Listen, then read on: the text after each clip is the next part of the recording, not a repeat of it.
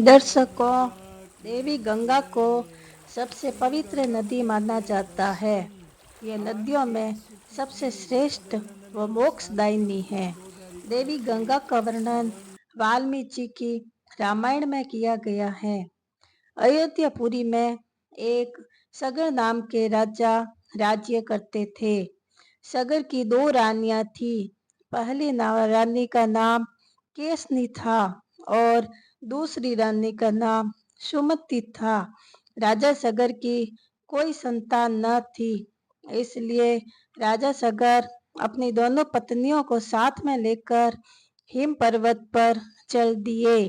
वहां जाकर राजा सगर ने पत्नियों सहित महर्षि की तपस्या करने लगे।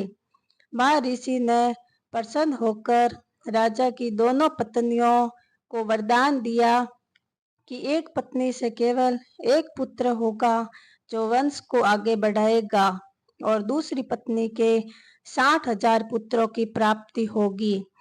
और राजा ने महर्षि से आज्ञा लेकर अपने राज्य में वापस आ गए। समय बीता।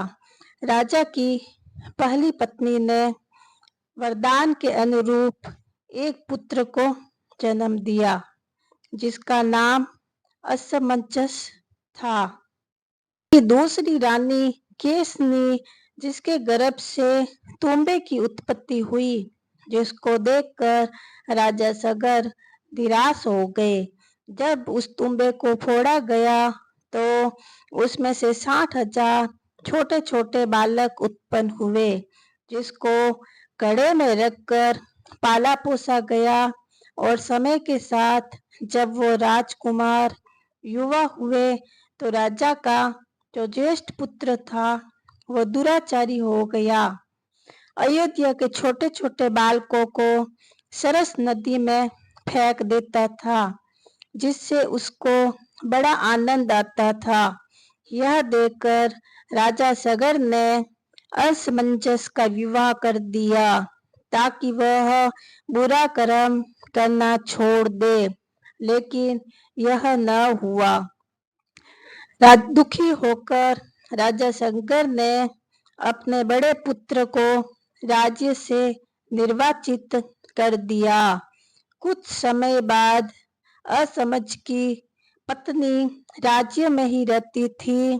उसने एक पुत्र को जन्म दिया, जिसका नाम अंशुमान रखा गया। अंशुमान बड़ा होकर बुद्धिमान पराक्रमी हुआ। कुछ समय बाद राजा सगर को अश्वमेध यज्ञ करने का मन में आया और राजा सगर अश्वमेध यज्ञ करने लगे। अंशुमान के नेतृत्व में अयोध्या की सेना निकल पड़ी। अश्वमेध यज्ञ का अश्व कई राज्यों से होकर निकला, लेकिन उसे रोकने का साहस किसी ने नहीं किया। सभी राजाओं ने बिना युद्ध के राजा सगर से मित्रता कर ली। लेकिन जब इंद्र को पता चला कि राजा सगर अश्वमेध यज्ञ कर रहे हैं तो उसे अपना सिंहासन खोने का डर लगने लगा और उसने वह घोड़ा चुरा लिया। जब राजा सगर को इस बारे में पता चला तो उसने अपने 60,000 पुत्रों को आज्ञा दी कि तीनों लोकों में जाकर वह अश्व ढूंढ कर लावो। राजा सगर के 60,000 पुत्रों ने उस अश्व को खोजना प्रारंभ किया। धरती के चारों तरफ चक्कर लगाने लगे, लेकिन उन्हें वह घोड़ा कहीं भी नहीं मिला। इसलिए राजा सगर के पुत्रों ने धरती को खोदकर पाताल में घोड़े को ढूंढना प्रारंभ किया। वही पाताल में पूर्व दिशा में कपिल मुनि जी तपस्या कर रहे थे। उनके सामने अश्वमेध घोड़ा यज्ञ का बंधा हुआ था, जो कि छल से इंद्र ने यहाँ लाकर बांध दिया था। राजा सगर के पुत्रों ने देखा कि घोड़ा पेड़ से बंधा हुआ है और सामने कपिल मुनि जी तपस्या कर रहे थे।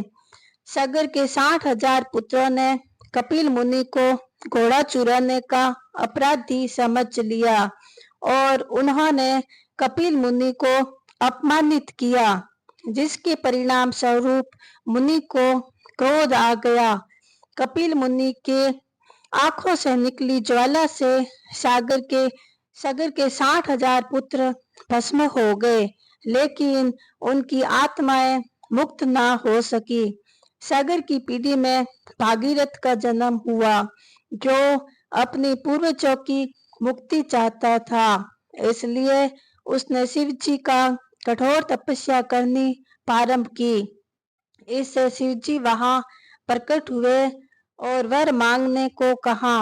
भागीरथ ने अपने पूर्वजों की मुक्ति के लिए गंगा को धरती पर अवतरित होने को कहा।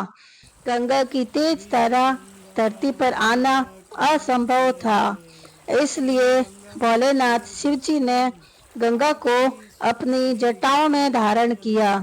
पुरानी मान्यताओं के अनुसार धरती को बचाने के लिए शिव जी ने गंगा मैया को अपनी जटाओं में धारण किया था। आज भी गंगा का नाम भागीरथ गंगा के नाम से जुड़ा हुआ है। जय गंगा मैया।